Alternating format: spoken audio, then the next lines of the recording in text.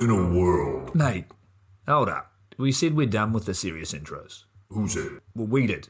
I don't remember that. Well, I said it, and you're me, so, you know. Well, I don't care. In a world. Hey, I told you. We're keeping it light. You do it on your own then. Well, technically, I already am. So, anyway. Fuck yeah. Pure wild flight. Get it down ya. How good? Visit nzaerosports.com. I get to do the next one. Well, obviously, you moron. We both do. Of course, I absolutely love the NZ Aerosports business model. I mean, come on. One glance at an Icarus fuck yeah sticker and you know it lines up perfectly with the fucking pilot mentality. But outside their wonderful use of colorful language and a great company vibe, there's a long list of reasons to say NZ Aerosports fuck yeah. NZ Aerosports blows me away right out of the gate as a canopy manufacturer with a bold offer.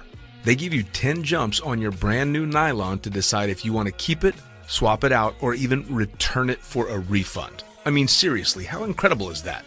That's like getting halfway through a prom and deciding you prefer the slightly racier date that goes down faster. Seriously, they do that. If you're not madly in love with your new canopy after 10 jumps, they'll let you swap it out for another size or model, or even get your money back. And the range of canopies they've got? Man, they've got a style canopy to fit every jumper and every situation with models you know and trust, like the Sapphire 3, the perfect choice for the beginner or intermediate canopy pilot.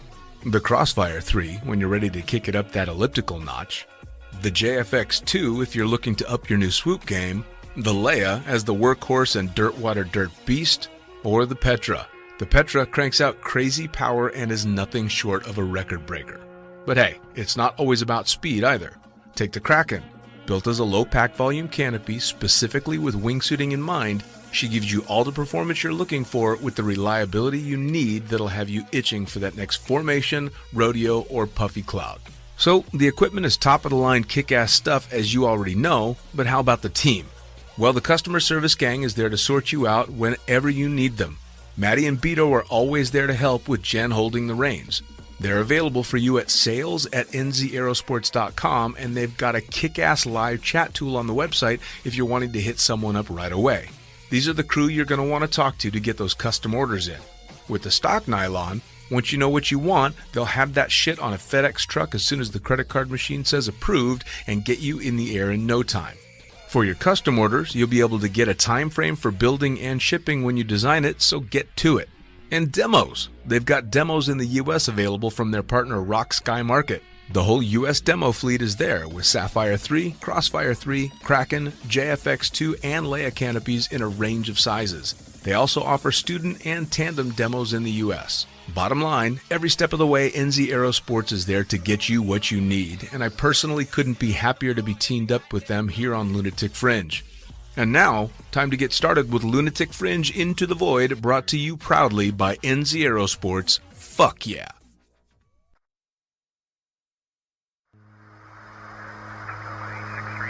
Coming straight from the cockpit, it's another episode of Lunatic Fringe with the fucking pilot.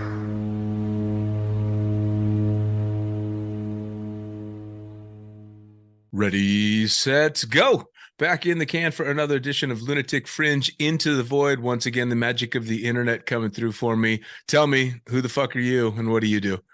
Hey, buddy. Well, I'm Juan Mayer. I'm a videographer, a professional skydiver, and that's it. This is what I am.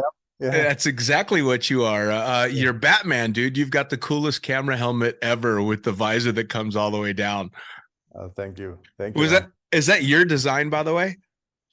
Yeah, I copy some ideas from another cameraman, of course, like we always do. But mainly, yeah, it's something that I customize and I asked for it. So it took me a while to do it, but it's something I really like. Yeah. Well, I mean, it's especially when you're shooting video, it's so important to have a setup that you don't think about, right? It does exactly what you need and it works for you. So you got to get it dialed in. Yeah, exactly. And mainly it's something funny about my helmet as well. The visor is black because I'm a little bit shy as well. You know, this is why I'm a photographer and a videographer. Right. And I don't like people see my eyes, you know, and many times, depending when I'm shooting, I'm getting nervous, of course, and a lot of stress. And I don't want them to see my face as well, Sure, you know? sure. So, it's keeping me in my, I know it sounds funny, but that black visor is keeping me in my own world when I'm Yeah. doing my job. So it's something particular. This is what I did it. No, I can completely understand. Yeah. I'm having problems sometimes with I'm shooting the sunset because it's a little bit dark. But, but it's okay. It's okay. But regarding my old setup, this is what I need. This is what works for me. This is why I'm no. Sometimes I'm seeing different cameramans with different setups, and I never say, "Oh, this is not good," or "This doesn't look good," because it works for them. You know? Yeah, for sure, for sure. So look, we're going to jump you all the way back to the beginning of how you got started, not necessarily just in skydiving, but in anything extreme. Like where did it begin for you? It was a long time ago, like 23 years ago. I was in the army, so I was looking for something excited, and a friend invited me to do a few jumps. At that time, it was a static line with a reserve canopy in the front, and it was crazy. So I did only 4 jumps. I got really scared, so I quit. So a year after, the same friend invited me to do tandems. It was the first time for him as well doing tandems. So this is how I start. And it really got me into the completely different world. You know, I was a photographer before. And when I saw that in the sky, I was like, oh, this is what I want to do. So you knew pretty much right away when you decided you wanted to be a skydiver that photography was the direction you were going to go? No, straight away, but as soon as I started skydiving, I saw that kind of different world, you know, in the sky. Sure. And at the same time, I saw the Norman Kent book of photography. Oh yeah. So that definitely make my way to where I am now. Sure. Now it's funny. It's funny that you say you did static line and hated it, and it was just scary. I just talked to Maxine Tate, who said the exact same thing. She did static line and was like, "Fuck that, no way, I don't need that shit." And then ended up doing a tandem many years later, and it was the same thing. Free fall was what was the hook for her. Yes, definitely. It was a really scary thing to do. Now, where was this first jump? In Argentina, in Buenos Aires. Yeah. Nice. Now, was it only static line in that area, or were they just starting to introduce tandems? That was the only option, you know. There was only one guy doing tandems, but only for tourists on the beach. And nobody was allowed to do it as a course, you know. So the only option was a static line. So this is what I started. You went out and did that first tandem, and then you decided you were going to take up the course? Yes, I did the tandem, just thinking already to because I was really scared, you know. Yeah. And I in my mind was like I really want to do it, but I was so scared at the same time. So I did the tandem. I was still scared because my instructor at that time wasn't really good either. So after 4 or 5 tandems, I was an experienced guy that was traveling already to the US. He was a kind of AFF instructor, so he took me for a kind of AFF course. So luckily I started there, and after 57 jumps, I had the opportunity to fly to the US, to Deland, and it was a complete change, you know. Change everything. It was I really discovered the real skydiving sport, you know. Sure. Well, it sounds like, especially if it was kind of an AFF course, it would be kind of scary for 57 jumps. Yeah, well, it was a way to get into what I really like it, you know. Sure. But I still like it. I still love it. Yeah. Well, that's the thing, right? Well, you know, it's kind of funny too, because I was terrified learning how I had a point on the highway where I could turn around without feeling guilty. Like if I got to that point and said, fuck this, I can't do it today, I could turn around and I could go home. But if I drove past that point, I had to go jump. Because I was scared to death right up until you let go of the airplane, and then it's all okay again. Yeah. It's weird, right?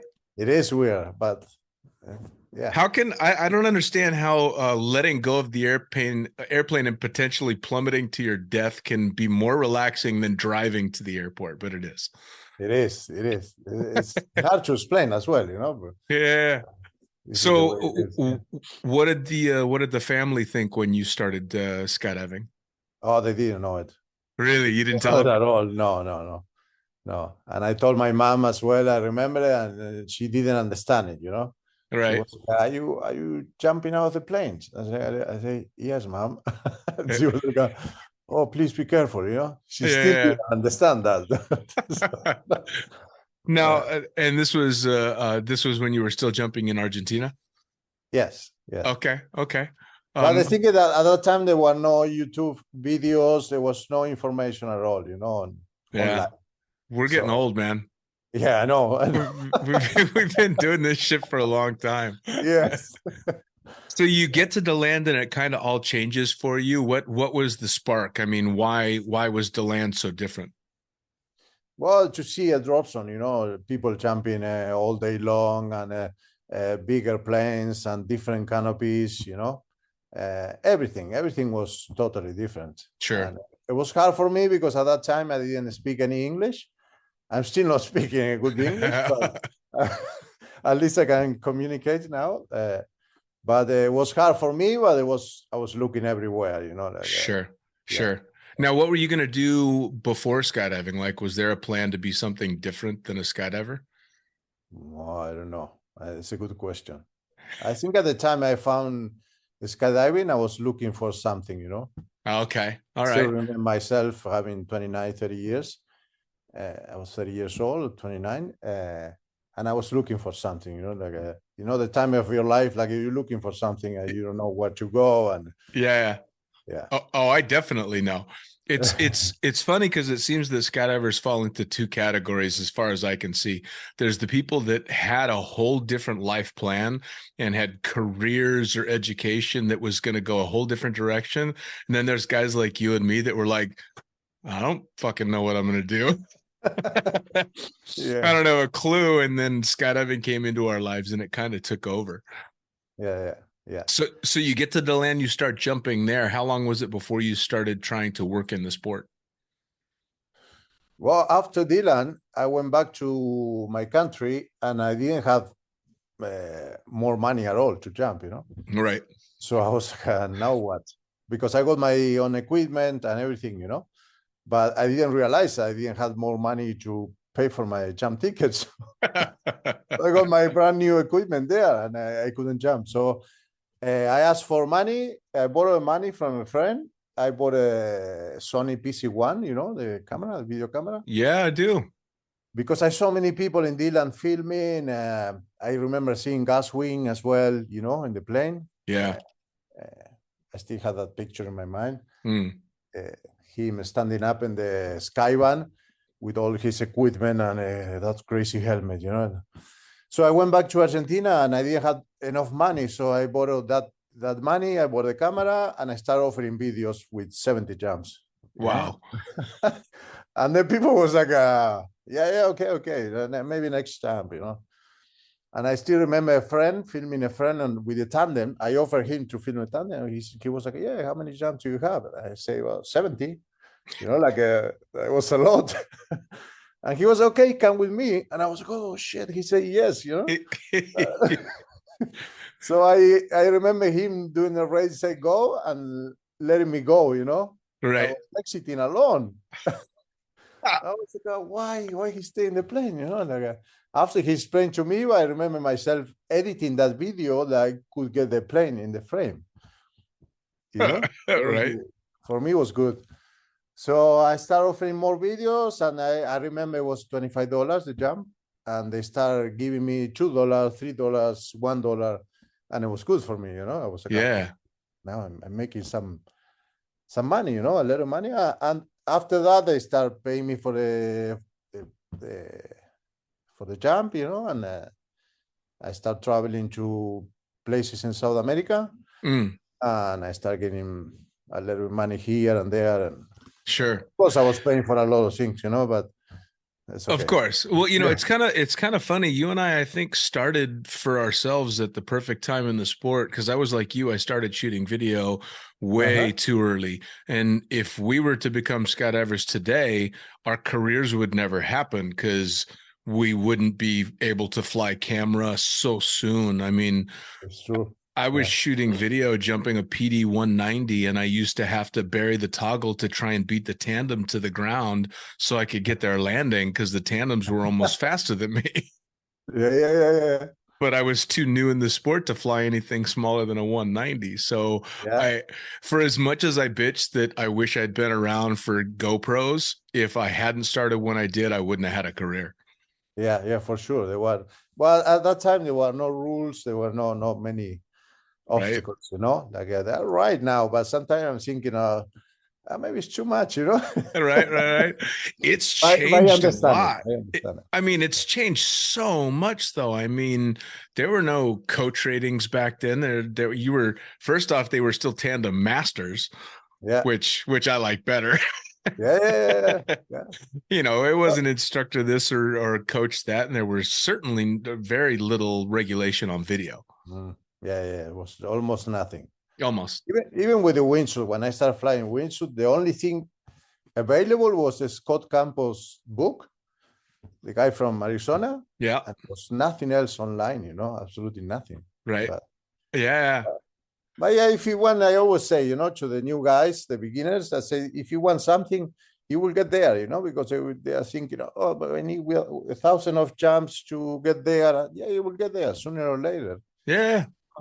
Now it's a lot of regulations, but it's also easier because you have a lot of information everywhere. You go into your computer or to your phone and you can get a lot of information there. Sure. Well, and also the difference is now there are so many amazing coaches and mentors that there weren't for guys like you and me. I mean, I had friends that kind of helped me put a camera helmet together, but there was nobody to teach me how to fly wings. Nobody to teach you how to get the shot and be where you needed to be. You just had to go out and do it. Yeah. It's true. So, but definitely it was something, was a book of Norman Kent. When I saw it, that it blew my mind. I was like, oh, wow. Bro. Yeah. Well, he's as OG as they get. I mean, even the new kids coming up know who Norman Kent is. Yes. So when did you know video was it? I mean, obviously you got your start shooting video like a lot of us do, but a lot of guys, like me, shoot video to make money and just keep going. But camera kind of became everything in your career. Yes, it is everything. I remember that there was so many moments, but one in particular was when I went to Paraguay to film a boogie, and after they invited me in Brazil, and I met there Crazy Gerard. I remember asking him the first year that I would love to film the Arizona Challenge, and he was like, okay, no worries, and he was checking it, and after the second year I asked again, and the third year he said yes. So this was the takeoff, I could say, of my career as a videographer, because it was something very challenging. And sure. But going a little bit back on time, I remember I was in the army, like I mentioned before, and I was having a really good money there and a good career and everything, but I wasn't really happy, So when I started doing video and filming tandems as well in a small drop zone in Argentina, I took a year without salary to see if I could make more money. And I couldn't, of course. Sure. But I was happier, Yeah. So after a year, I quit. I said, no. I remember my boss in the army asking me, are you sure? Because this is, for sure, you had a really good money here, Right. I said, I'm sorry, bro, but I'm leaving. And I found something I really like. Sure. Well, it's I think a lot of skydivers figure out very early on in their careers where the importance of money really lies. Money is for jump tickets and gear and cameras and for the bonfire and the case of beer that you owed for this or that. But just money for the sake of money doesn't mean anything if you're not happy. No, of course not. And most of the people that dove headfirst into skydiving that had money figured out quite quickly that money is just a means to an end. It's not the end. Well, sometimes I was lucky to have it very clear at that time, you know. Mm, I understand people sometimes they can't take that risk, or because they have families or different obligations, you know. I was lucky at the time to be alone and sure.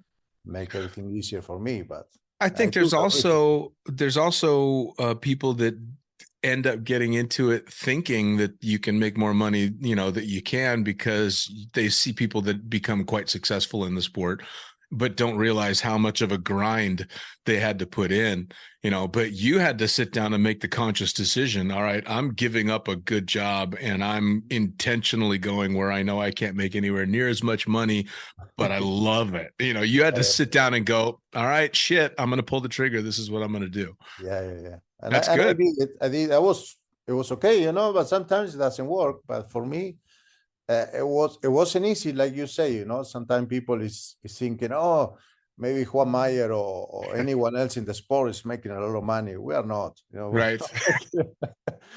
Sometimes we are struggling asking for a lunch in the boogie, you know. But Yeah. that's whatever. Doesn't really matter. No, It doesn't really matter, you know. It's okay. Oh, I completely agree. I mean, well, what other group of people do you know get to travel the world and do the amazing shit that a skydiver at your level does, money or not? I mean, holy shit, the experience that you have, people pay 10 times as much, you know, to get while they're living a miserable life in a job they don't like. It's true. It's true. You Absolutely know, true, man. you know, But it's a choice, you know. At the end, I respect if someone is not taking the risk or doing a living yeah, a different life. But this is what I love, and this is what I'm doing, and I will keep taking a risk, you know. sure. So now you've worked all over the world. I know that you said you started in Deland jumping, and then you ended up working in Arizona. What did the family think of you taking off from Argentina? And I mean, you've been gone a long time now. Well, they at the end, I think they understood that I was happy, you know, doing it. Yeah, this is the main thing. Even my daughter sometimes is telling me, you know, be careful, daddy, what are you doing? And I of course I listen to that, you know. There are some crazy shit I'm not doing anymore because of her, you know. But Sure. Yeah, no, they not changed the family whole under- game. Yeah, The kids changed the whole damn oh, game. for sure, man. Yeah, That's definitely. how I became a father when I was very, very new in skydiving. And the idea of base jumping was attractive right up until she was born. And then it was no longer an option. Oh, it was the same for me, exactly the same. Yeah. Instantly, I'm like, no, my daughter deserves to, you know, have her dad, you know, see her graduate and get married and do all this stuff. I'm like, nah, I'm not doing that. No. It's that definitely is too risky, you know, for me.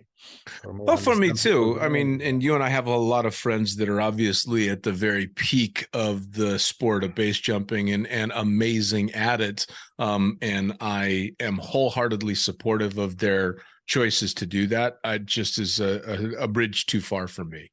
Yeah, definitely. So you worked in Arizona, and then what came next?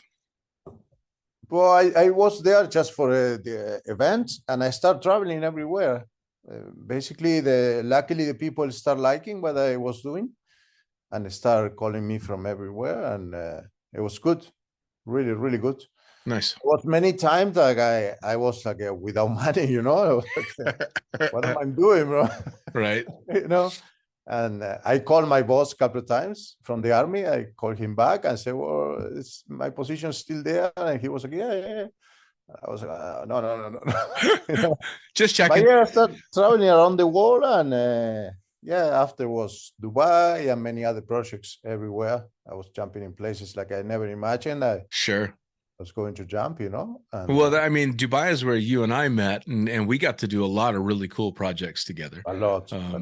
Which I can't even begin to list some of the shit that we got to do there. Dubai was a unique experience. That place, especially when you and I were there, was just going off with crazy special projects. Well, everything was happening there, you know. Everything. Luckily, we were there. We were there to enjoy all that stuff, Yeah, for sure. It was funny because I was actually putting together a little intro vid for when I air this episode, and it's when I was flying the Sherpa and I did the high-speed pass for you. Yeah. I still remember that plane shaking, bro. Oh yeah, I remember that. You're like, hey, I want a high-speed pass. How fast can you go? And I'm like, shit, we can go 160. You're like, let's not do 160. How about 140? And the Sherpa, what's a weird plane. But yeah, it's a very strange plane, especially, and it's big enough though that when I shot the video of you, you're the only one in the plane, doing the duck walk back to the door. And it's funny because when you exit, you go down and you disappear below the door of the aircraft, and then just shoot up out of frame. Yeah, I still remember that. Yeah. But everything was happening there. I still remember asking for a different color of helicopter, like doing a jump with Olaf with his yellow suit, and they sent a gray helicopter. I say, I'm sorry, but we need the other one. Well, it was only in Dubai, Right? Yeah, only in Dubai can you order the color helicopter you want. Yeah. But it was really cool for me as a photographer. Was like a dream, because yeah. Well, and there was what I could do anything I wanted. Literally anything you could come up with. You could daydream whatever, and chances are they'd make it happen. I mean, not to mention you're jumping with rock stars from every generation, right? I mean, everyone from Noah to Olav to Omar, and all these amazing people that were at the beginning and the cutting edge. I mean, it was just great. Yeah, it was like a dream. Definitely. What do you think your favorite project out there was? This is a difficult question. Right? There were so many, but one of the more challenging was the Guinness record from the balloon. Oh, yeah. Yeah, that one was really, really cool, but challenging at the same time, because I was the only one doing the video, and we need to get all these people getting out of the balloon in 3 seconds, maximum 3 seconds. So, right. But luckily, we did a really good teamwork, and we got it. But I still remember myself hanging out of the basket, and I was like, shit. Right. Well, so how did that work? Did you just leave first and everyone followed you within 3 seconds? No, we exit at the same time, but I need to get if someone was getting out of the frame, even one person, it's no Guinness World Record. So right. You need to get out of the balloon in maximum in 3 seconds. So it was really hard for me to figure out when to exit, and also explain to the people, to all the funny skydivers, please, we need to do a really good teamwork and exit all at the same time. Otherwise, it's not going to happen, Sure. Now, how many people did that end up being? I don't remember. It was 25 at that time. 25 people in one balloon. They released 10 first, 10 base jumpers. Then we kept going up, and 7,000 feet, around 7,000, it was 25 people, I think. And a few people stay in the basket as well to get some weight for the balloon. So he didn't end up in outer space? Yeah. Yeah, I remember Raul and Alan and Sandrine and all these friends staying in the balloon, there. But they felt it, as soon as we exit, they felt like going up. I bet they did. But there were many different projects there that were really cool, Yeah, we got to do so many. I got to fly so many of them. I can't even remember most of the projects that we flew. Actually, the one that I remember the most is because it was the most recent one, and that was the big Skytrash jump. Oh, yeah, man. And that was amazing. Oh, the best part about that was after the fact, when I met you and everybody at the bar, and you looked me in the eyes really sincerely, and you're like, "Are you sure I can post this picture?" Like, yeah, man. Brother, I remember, because the main thing of that was getting you in the shot, Yeah. Playing passing, and I knew, because I know you, I know your skills, that you was going to pass very close to the formation. I was waiting on the left side in freefall, waiting for the plane coming. I was like, oh man, where is him? And I still remember to hear the plane coming. I was, oh shit. This is not right, man. If I can hear the plane coming. But it was super cool, man. Yeah, I remember That feeling was the visual for me was fantastic because by then, of course, the formation had been together for quite some time. I spotted the smoke Yes. from Nick and Matt, and I came around the corner and went, "All right, cool, I got him." And then I was able to line it up perfect because I knew where you were and I knew where I needed to be to get right in the shot. Oh, it was so much fun. That was super cool, man. Yeah, how many wingsuiters were on that? Oof, 20 something or around 20. Yeah, it was a big It was a good formation. plane. Yeah. Oh, that was Super good. that was so much fun. Yeah. And so many friends there, you know. It was Yeah. super cool. Now Super. you've done a couple of really cool projects outside of there as well. You were doing a lot of jumping in Egypt, no? A lot, yeah. Actually, the last 5 months I was there shooting for the Skydive Faros. It's a new drop zone they're planning to open there. Nice. I've been there like 20 times already. Yeah. Well, Really you were with some of the first expeditions jumping the pyramids, yeah? Well, the first one was the accuracy competition. Like I remember one of the guys in the desert telling me that, oh, I'm going to jump at the pyramids. He was going to jump at the pyramids. I was like, really? Is it allowed? And he was like, yeah. So I started sending emails already, you know. But it's an accuracy competition. I was like, I don't care, bro, if I'm doing only one jump. So I went there, and yeah, I remember that this first event, it was a security guy in the helicopter, not allowing people to jump with cameras, you know. So I was with my full setup cover in the helicopter, and just a second before putting the helmet on and the guy running to the ramp, I said, no, it's not allowed. And getting out, you know, and changing memory cards when I land. And then, it was crazy. Even Jared was there, you know. Oh, that's right. Jared Martin was, he was competing. So I told him, bro, sit very close to the ramp, because when I show him my helmets with all the cameras, we need to get out. That's awesome. Yeah, it was really cool. It was only 5,000 feet, but it was enough for me. Yeah, it was really cool. Well, I mean, never imagined that after that, I would be going there like almost every year, you know. Well, and that the pictures and video that are coming out of that are absolutely iconic in what's happening, you know, over the last 4 or 5 years. I mean, some of the most amazing shots that I've seen you put up have the pyramids in the background. I mean, come on.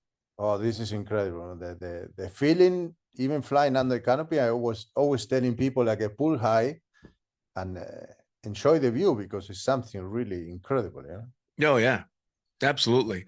Now, speaking of your camera equipment, I obviously have gone through a couple of surgeries now to recover from years and years of abuse, starting with the old Hi8 cameras and the PC ones.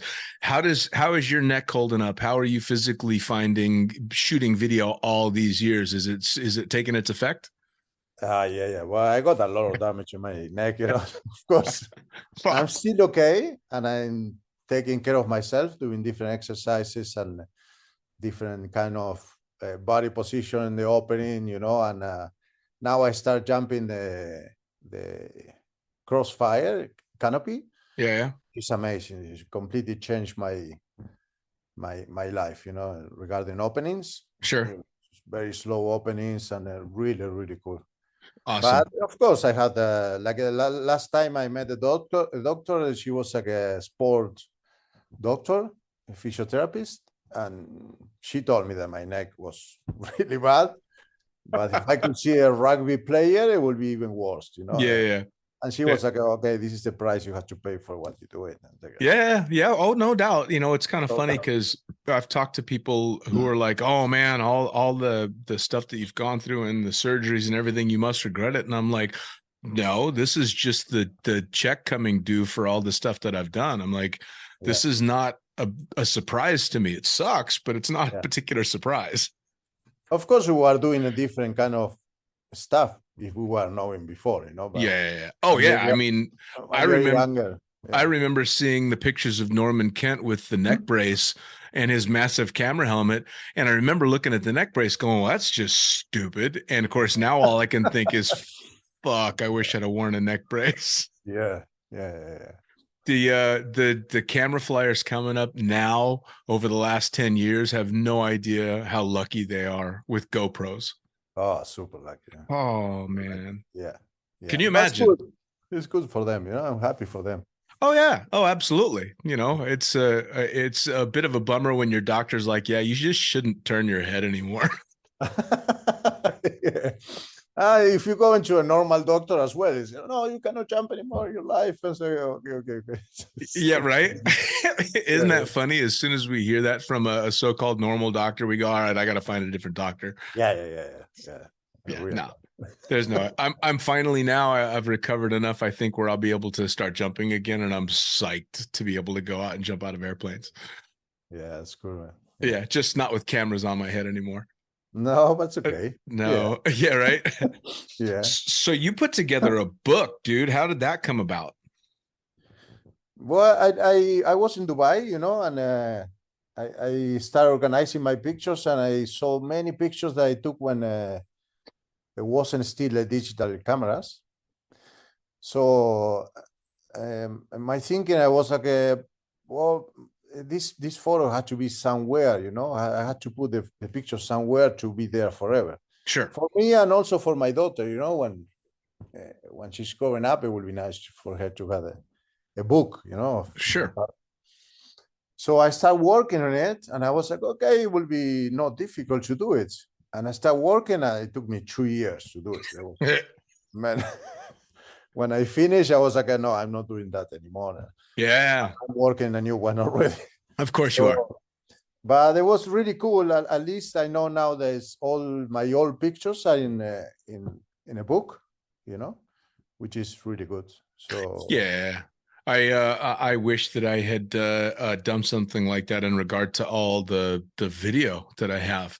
I have hundreds of tapes that are now either probably too old to actually get the information off of, or I wish that I had kept up with, digitizing them, and so that I had a permanent record, because I have a feeling a lot of that stuff that I did, the early stuff, is going to be lost forever, which sucks. It is, but yeah, it's difficult. I still had a lot of mini DV tapes as well, like I don't know where they are, but it's somewhere in Argentina, but yeah.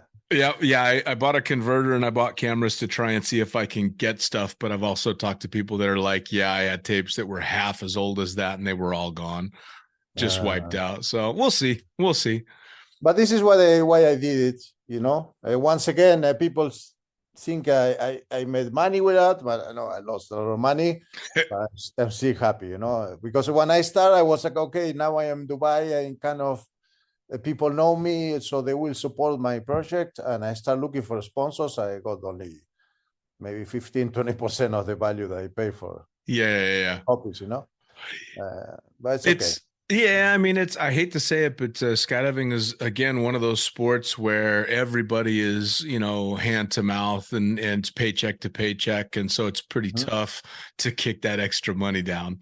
Yeah. But I always say that it's two ways to be a skydiver. If you really like it, or you are rich, which is not my case, right? Or you work as a skydiver, Yeah. That's it. Yeah, I think that really is it. And again, we were both lucky enough to work a long time in Dubai, which was all started by someone with money. Yeah. To put together a hell of an operation and allow the operation to do some really cool things. But I think the real world of skydiving is not quite as fancy.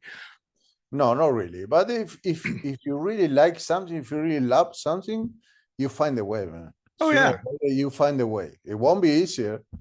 It won't be easy, but you find a way. Sure. If you really want it, So now what big projects do you have coming up? I have a couple of two that I cannot mention much about it. It's a personal projects, Okay. That I really want to do. But now I'm helping the Skydive Faros as well to start the new drop zone. And I had different kind of ideas as well. I'm trying to always to get myself motivated, even if there are no specific projects. Sure. But yeah, I'm going there. Before I was planning a lot of things ahead, you know, and now I'm living like the way that day by day. Sure. Now, whatever happened tomorrow, we'll see. Well, I think COVID kind of did that for a lot of us, right? Oh yeah. I mean, everybody shifted gears in COVID. COVID is when I kind of decided, all right, it's time to step back from flying full time and kind of take it a bit more day by day. And yeah. And it's personally is I can feel that I'm showing more now, because before I was thinking a lot of projects, even in Dubai, you know, okay, in a month will happen this project and we had a competition the next week, and I wasn't really enjoying the present, you know. Sure. I was super happy, but now I'm like a more chill and still doing good stuff that makes me happy, but enjoying more the day by day. Sure. You know, and I can see that now I'm not planning anything ahead, and I'm still going, you know, the things still happening, and it's more relaxed, you know, like shit, Juan, we're slowing down, man. I know. I know. It's catching up, man. It's kind of funny. Yeah. I mean, every day it's a little bit harder to get out of bed, but once you make it out of bed, you're like, yes, all right. Another day. So, hey, what kind of advice do you have for newer camera flyers that are just starting to figure things out? What kind of tips and tricks and what should they be thinking about as they start their career flying camera? Well, I'm not really good at it, you know, because I don't like to be in the position of this is what you have to do. But what I could say is like to talk with everyone, you know, when you're at the drop zone, talk with experienced people, with the beginners, with everyone, and ask for advice, you know. Now you had everything. You had everything online. You had a lot of people at the drop zone with a lot of experience or no experience, you know. Just talk with the people. And like I said before, if you really like something, just go for it. Sure. No matter how, you know, like I did a lot of seminars for beginners. And sometimes, man, I saw so many good ideas that I was putting into my helmet, you know, that from beginners, you know, that they come up with ideas with that. Was, oh, man, it's super cool. And you can really see when you're doing these kind of seminars, who is really going for it, who's really passionate to do it, and who is just doing it just to see, you know, what it is about. Sure. So, yeah, I don't know, my tips or recommendation, I don't know how to call it, is just go for it. And of course, everybody had my contacts and everything online. Whatever you need, just send me a message. You know, sometimes it's taking a while to answer. Sure. I'm trying to answer all the questions, you know. And even if you think it's a stupid question, just send it. There's nothing stupid, you know. Nah, no such thing as a stupid question. No, you're right. The ideas that come out of the newer guys, I think, can be groundbreaking just because they don't know they're not supposed to do that shit. Right? They're trying shit that the establishment has decided won't work or never thought of. So, and we're so used to, this is how you set up a camera, this is how you do this is how you do that. Yeah. And we kind of stopped thinking outside the box because we found a way that works, but it's not necessarily the only way. It's true, man. Yeah. It's never the only way, you know. Never. Yeah. Of course, I had to say, like, be safe. Be careful what you're doing, but sometimes you have to go for it. And, sure. You know, it's difficult. It's risky to do cameras for your body, for the other people. But when you're getting what you want, it's making you very happy. Yeah. Yeah. I mean, if I had to give any advice to upcoming camera flyers, it would be stretch and consider a neck brace. Yeah. Well, of course, when you're younger, you're not listening that part much. Of course not. Oh, man, that's probably my biggest regret in life is that I didn't learn to stretch younger, because now, So look, how do people get a hold of your book? How do they find you on social media? How do they find your Instagram and check out all the amazing images that you shoot? How do they find out about the Pharaohs? Well, my Instagram is Juan Mayer Photo, and you can have all my details now.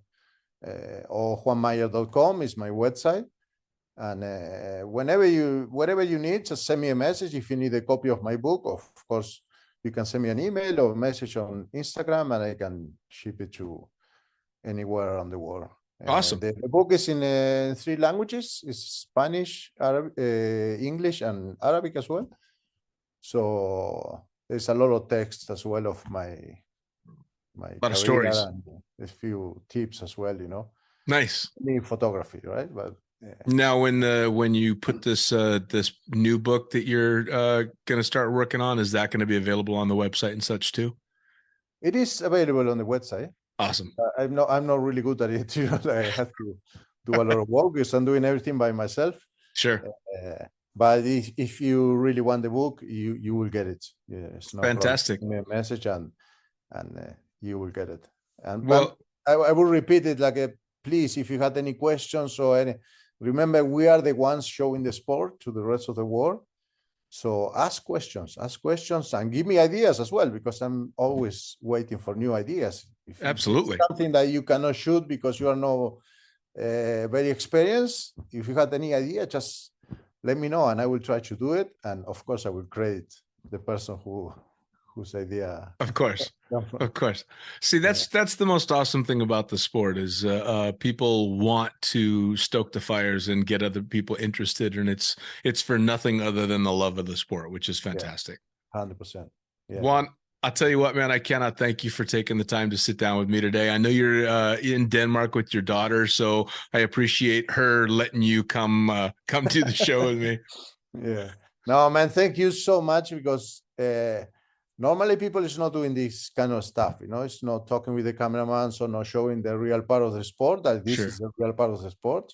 We can do a lot of cool stuff, but this is the main thing of the sport, having friends or sharing things. Remember, share everything, no, there's no secret. No. It's definitely a community thing. And you and I worked together for a long time, so it's great to still be able to keep in contact. Yeah. Thank you, brother. I really, really appreciate it. Yeah, man. No.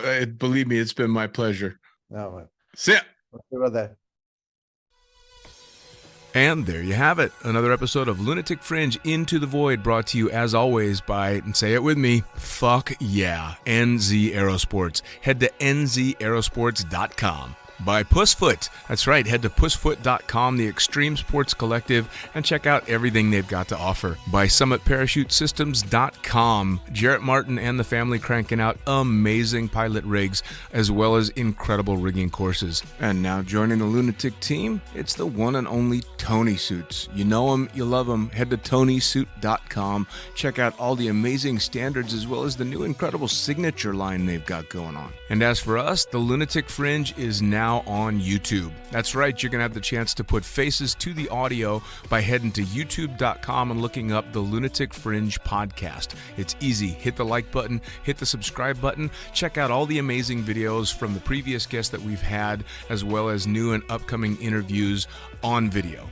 As always, I am the fucking pilot. Head to thefuckingpilot.net or theprincesspilot.com. Thanks for joining. We'll see you next time around.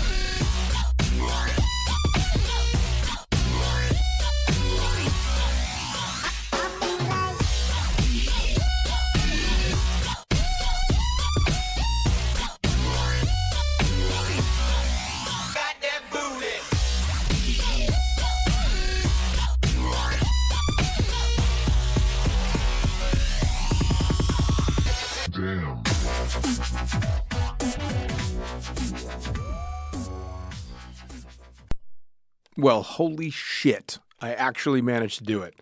After procrastinating for ages, I finally managed to produce an audiobook version of the Lunatic Fringe book. It's currently available on all Amazon sites, audible.com, and shortly on iTunes. And if you're the page-turning type, it's also, of course, still available in Kindle form, paperback, and hardback on Amazon. 10 hours and 10 years worth of Blue Skies Magazine's articles, all available to you right fucking now, including a few author's notes and even an apology or two. Enjoy.